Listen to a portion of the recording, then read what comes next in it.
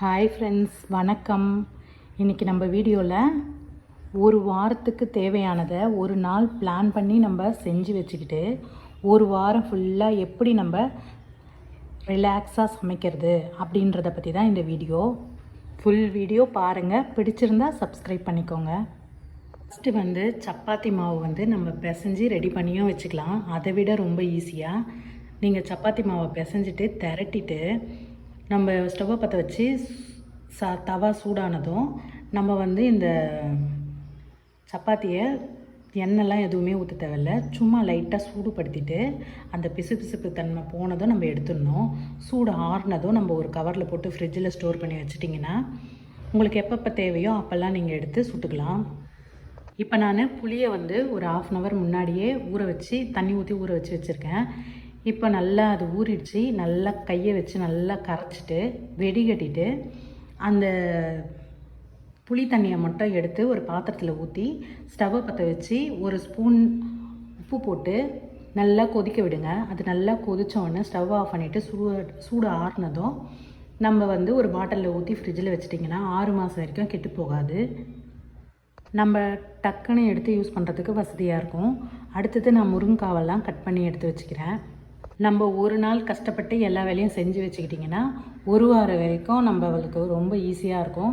காலையில் டைமில் பசங்களுக்கு சாப்பாடு கட்டணும் அந்த மாதிரிலாம்னா டக்கு டக்குன்னு எடுத்து ஈஸியாக சமைச்சிடலாம். இப்போ நான் பூண்டை தோல் எடுத்து உரித்து கொஞ்சம் டப்பாவில் போட்டு எடுத்து வச்சுக்கிறேன். இஞ்சி பூண்டு பேஸ்ட்டும் நான் ரெடி பண்ணி வச்சுக்கிறேன்.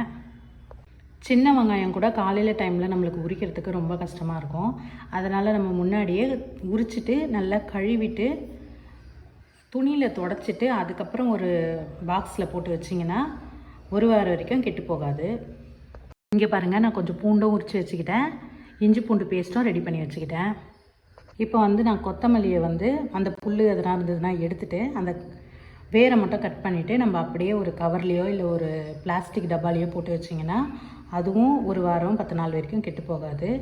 அதுக்கப்புறம் கீரை கூட நான் அதில் இருக்கிற கட்டை மட்டும் கழட்டிட்டு அப்படியே நல்லா அப்படியே விரித்து பார்த்திங்கன்னா அதில் வேறு ஏதாவது செடி இருந்தாலோ இல்லை புல்லுகில் இருந்தாலோ எடுத்துட்டு அந்த வேர் பகுதியை மட்டும் கொஞ்சமாக கட் பண்ணிவிட்டு அதுக்கப்புறம் அப்படியே நம்ம அந்த கட்டோடவே வச்சு ஈஸியாகவே குருவாக கட் பண்ணி எடுத்துக்கலாம். இது கடையிறதுக்கு பொரியலுக்கு எல்லாத்துக்குமே இதே மாதிரியே நீங்கள் குருவாக கட் பண்ணி எடுத்து வச்சுக்கிட்டிங்கன்னா டக்குன்னு எடுத்து சமைச்சிக்கலாம். அதே மாதிரி புதினாவையும் நான் இலையை மட்டும் எடுத்து ஒரு கவரில் போட்டு நான் ஃப்ரிட்ஜில் வச்சுக்கிறேன். இது வேலைக்கு போகிறவங்களுக்கும் ரொம்ப யூஸ்ஃபுல்லாக இருக்கும், வீட்டில் இருக்கிறவங்களுக்கும் ரொம்ப ஈஸியாக இருக்கும்.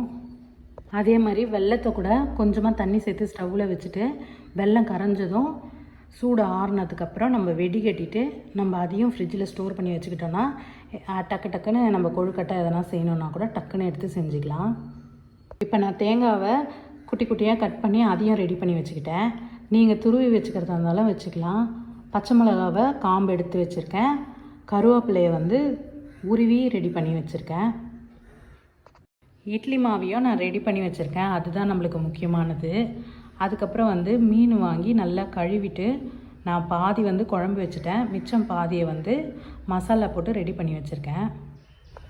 இதை மசாலா போட்டதை நம்ம ஃப்ரீசரில் வச்சுட்டு எப்பப்போ தேவையோ அப்போ ஒரு 2 எடுத்து கூட நீங்கள் வறுத்துக்கலாம். இந்த வீடியோ உங்களுக்கு பிடிச்சிருந்தால் லைக் பண்ணுங்கள், ஷேர் பண்ணுங்கள், கமெண்ட் பண்ணுங்கள்.